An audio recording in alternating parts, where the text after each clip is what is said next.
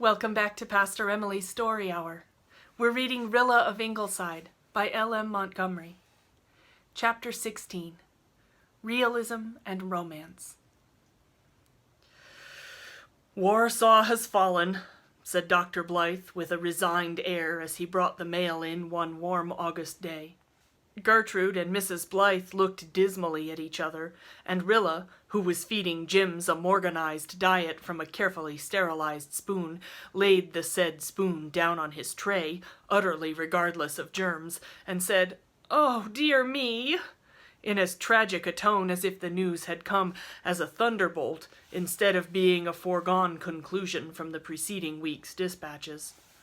They had thought they were quite resigned to Warsaw's fall, but now they knew that they had, as always, hoped against hope. "Now let us take a brace," said Susan. "It is not the terrible thing we have been thinking. I read a dispatch 3 columns long in the Montreal Herald yesterday that proved that Warsaw was not important from a military point of view at all. So let us take the military point of view, Doctor dear." "I read that dispatch too, and it has encouraged me immensely," said Gertrude. "I knew then, and I know now, that it was a lie from beginning to end, but I am in that state of mind where even a lie is a comfort, providing it is a cheerful lie." "In that case, Miss Oliver dear, the German official reports ought to be all you need," said Susan sarcastically. "I never read them now because they make me so mad I cannot put my thoughts properly on my work after a dose of them. Even this news about Warsaw has taken the edge off my afternoon's plans. Misfortunes never come singly. I spoiled my baking of bread today, and now Warsaw has fallen, and here is little Kitchener bent on choking himself to death." Jims was evidently trying to swallow his spoon, germs and all. Rilla rescued him mechanically and was about to resume the operation of feeding him when a casual remark of her father's sent such a shock and thrill over her that for the second time she dropped that doomed spoon. "Kenneth Ford is down at Martin West's over harbor," the doctor was saying. "His regiment was on its way to the front but was held up in Kingsport for some reason, and Ken got a leave of absence to come over to the island." "Oh, I hope he will come see us," exclaimed Mrs. Blythe. "Well, he has only a day or 2 off, I believe," said the doctor absently. Nobody noticed Rilla's flushed face and trembling hands. Even the most thoughtful and watchful of parents do not see everything that goes on under their very noses. Rilla made a 3rd attempt to give the long-suffering Jims his dinner, but all she could think of was the question, would Ken come to see her before he went away? She had not heard from him for a long while. Had he forgotten her completely? If he did not come, she would know that he had. Perhaps there was even some other girl back there in Toronto. Of course there was. She was a little fool to be thinking about him at all. She would not think about him. If he came, well and good. It would only be courteous of him to make a farewell call at Ingleside, where he had often been a guest. But if he did not come, well and good too. It did not matter very much. Nobody was going to fret. That was all settled comfortably. She was quite indifferent. But meanwhile, Jims was being fed with a haste and recklessness that would have filled the soul of Morgan with horror. Jims himself didn't like it, being a methodical baby accustomed to swallowing spoonfuls with decent interval for breath between each. He protested, but his protests availed him nothing. Rilla, as far as the care and feeding of infants was concerned, was utterly demoralized. Then the telephone rang.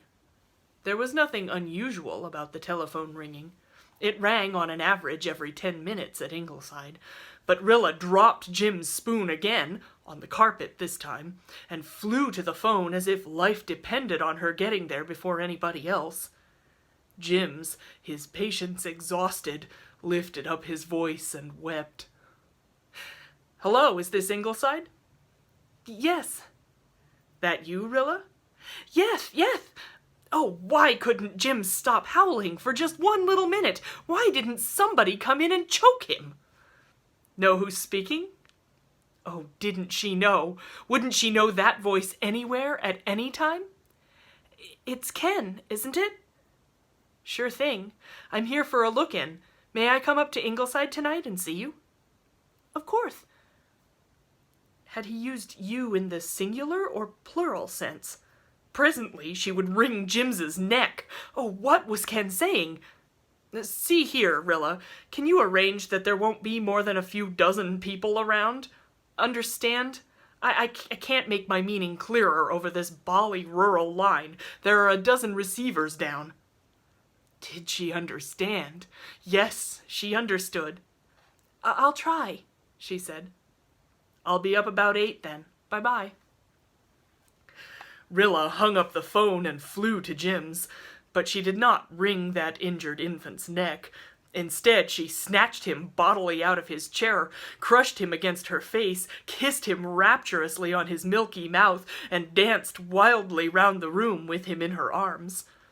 After this, Jims was relieved to find that she returned to sanity and gave him the rest of his dinner properly, and tucked him away for his afternoon nap with the little lullaby he loved best of all.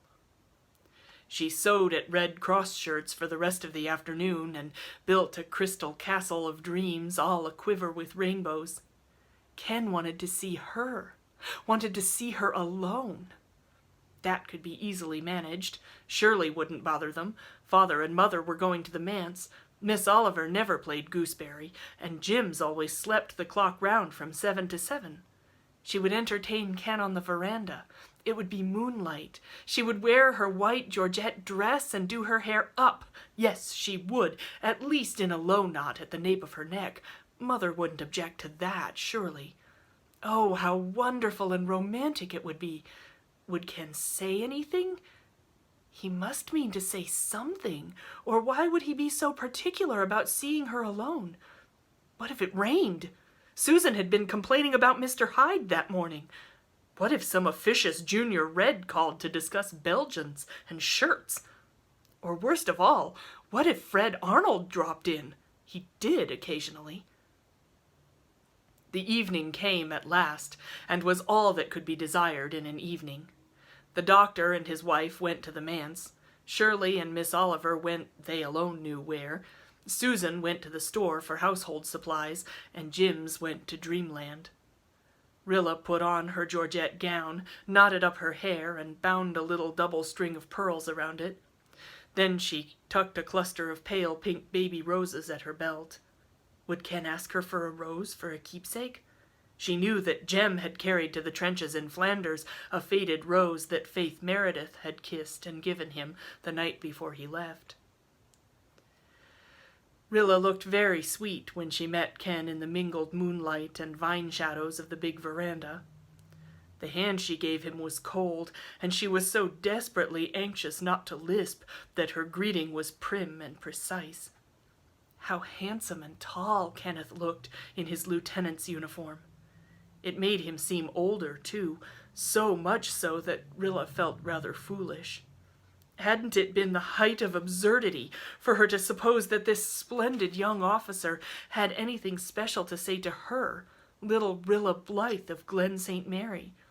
Likely she hadn't understood him at all, but maybe he had only meant that he didn't want a mob of folks around making a fuss over him and trying to lionize him, as they probably had done over harbor. Yes, of course that was all he meant, and she, little idiot, had gone and vainly imagined that he didn't want anybody but her, and he would think she had maneuvered everybody away so that they could be alone together, and he would laugh to himself at her. "Oh, this is better luck than I hoped for," said Ken, leaning back in his chair and looking at her with very unconcealed admiration in his eloquent eyes. "I was sure someone would be hanging about, and it was just you I wanted to see, Rilla, my Rilla." Rilla's dream castle flashed into the landscape again. This was unmistakable enough, certainly. Not much doubt as to his meaning here. "There aren't so many of us to poke round as there used to be," she said softly. "No, that's so," said Ken gently. "Jem and Walter and the girls away, it makes a big blank, doesn't it? But," he leaned forward until his dark curls almost brushed her hair, "doesn't Fred Arnold try to fill the blank occasionally? I've been told so." At this moment, Before Rilla could make any reply, Jims began to cry at the top of his voice in the room whose open window was just above them. Jims, who hardly ever cried in the evening. Moreover, he was crying, as Rilla knew from experience, with a vim and energy that betokened that he had already been whimpering softly unheard for some time, and was thoroughly exasperated. When Jims started in crying like that, he made a thorough job of it.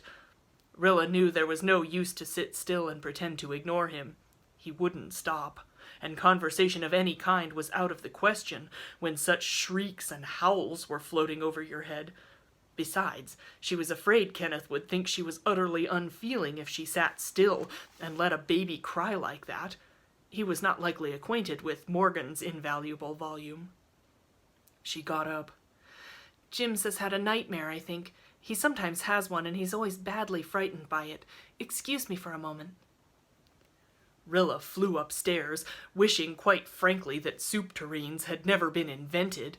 But when Jims, at sight of her, lifted his little arms entreatingly and swallowed several sobs, with tears rolling down his cheeks, resentment went out of her heart. After all, the poor darling was frightened. She picked him up gently and rocked him soothingly until his sobs ceased and his eyes closed. Then she essayed to lay him down in his crib. Jims opened his eyes and shrieked a protest. This performance was repeated twice. Rilla grew desperate. She couldn't leave Ken down there alone any longer. She had been away nearly half an hour already. With a resigned air, she marched downstairs, carrying Jims, and sat down on the veranda. It was, no doubt, a ridiculous thing to sit and cuddle a contrary war baby when your best young man was making his farewell call, but there was nothing else to be done. Jims was supremely happy. He kicked his little pink-soled feet rapturously out under his white nightie and gave one of his rare laughs. He was beginning to be a very pretty baby. His golden hair curled in silken ringlets all over his little round head, and his eyes were beautiful. "He's a decorative kitty, all right, isn't he?" said Ken. "His looks are very well," said Rilla bitterly, as if to imply that they were much the best of him. Jims, being an astute infant, sensed trouble in the atmosphere and realized that it was up to him to clear it away. He turned his face up to Rilla, smiled adorably, and said, clearly and beguilingly, "Well, well."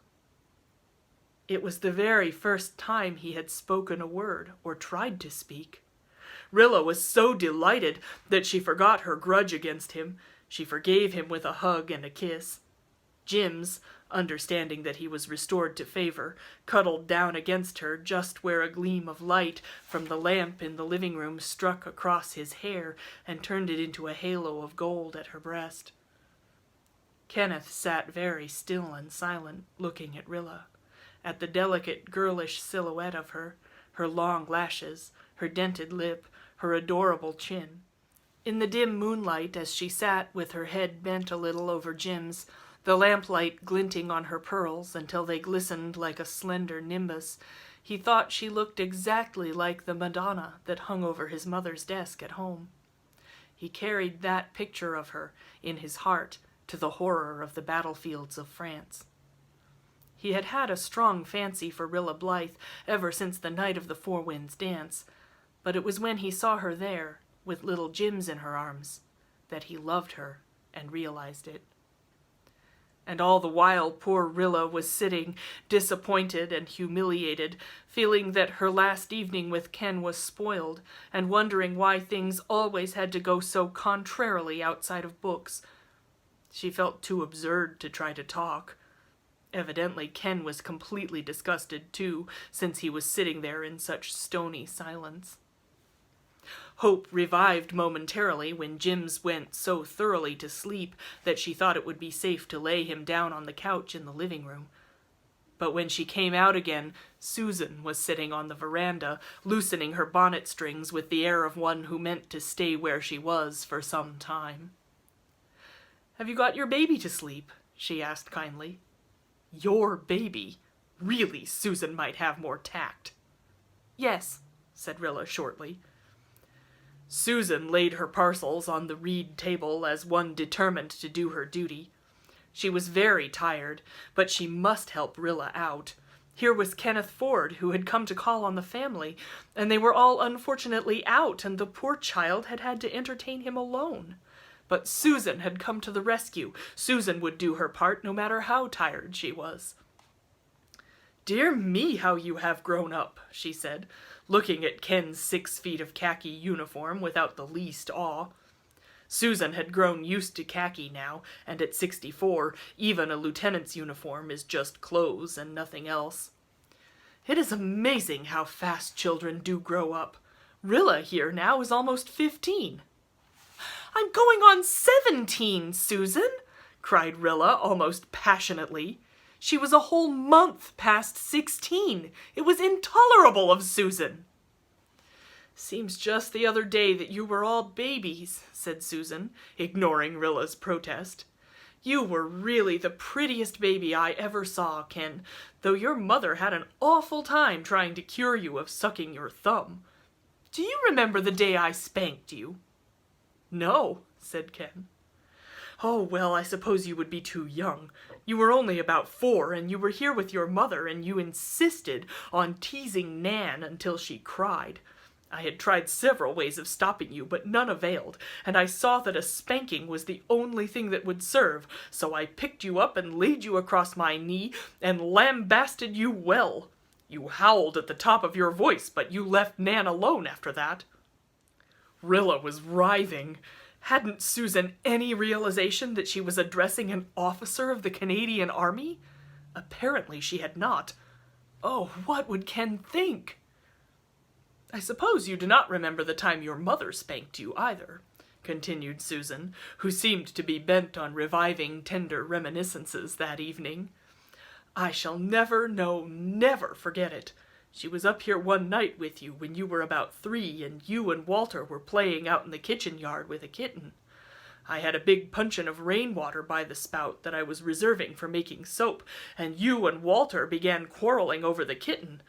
Walter was standing on one side of the puncheon on a chair holding the kitten, and you were standing on a chair at the other side, and you leaned across that puncheon and grabbed the kitten and pulled. You were always a great hand for taking what you wanted without much ceremony. Walter held on tight, and the poor kitten yelled, but you dragged Walter and the kitten half over, and then you both lost your balance and tumbled into that puncheon, kitten and all. If I had not been on the spot, you would both have been drowned. I flew to the rescue and hauled you all 3 out before much harm was done, and your mother, who had seen it all from the upstairs window, came down and picked you up, dripping as you were, and gave you a beautiful spanking." "Ah," said Susan with a sigh, "those were happy old days at Ingleside." "Must have been," said Ken. His tone sounded queer and stiff. Rilla supposed he was hopelessly enraged. The truth was, he dared not trust his voice, lest it betray his frantic desire to laugh. "Rilla here now," said Susan, looking affectionately at that unhappy damsel, "never was much spanked. She was a real well-behaved child for the most part. But her father did spank her once. She got 2 bottles of pills out of his office and dared Alice Clow to see which of them could swallow all the pills first, and if her father had not happened in the nick of time, those 2 children would have been corpses by night. As it was, they were both sick enough shortly after. But the doctor spanked Rilla then and there, and he made such a thorough job of it that she never meddled with anything in his office afterwards. We hear a great deal nowadays of something that is called moral persuasion, but in my opinion, a good spanking and no nagging afterwards is a much better thing." Rilla wondered viciously whether Susan meant to relate all the family spankings, but Susan had finished with that subject and branched off to another cheerful one. "I remember little Todd McAllister over harbor killed himself that very way, eating up a whole box of fruitatives because he thought they were candy. It was a very sad affair." "He was," said Susan earnestly, "the very cutest little corpse I ever laid my eye on. It was very careless of his mother to leave the fruitatives where he could get them, but she was well known to be a heedless creature." Did you see anybody at the store?" asked Rilla desperately, in the faint hope of directing Susan's conversation into more agreeable channels. "Nobody except Mary Vance," said Susan, "and she was stepping round brisk as the Irishman's flea." What terrible similes Susan used! Would Kenneth think she acquired them from the family? To hear Mary talk about Miller Douglas, you would think he was the only Glen boy who had enlisted, Susan went on. But of course she always did brag, and she has some good qualities, I am willing to admit, though I did not think so that time she chased Rilla here through the village with a dried codfish till the poor child fell heels over head into the puddle before Carter Flagg's store. Rilla went cold all over with wrath and shame.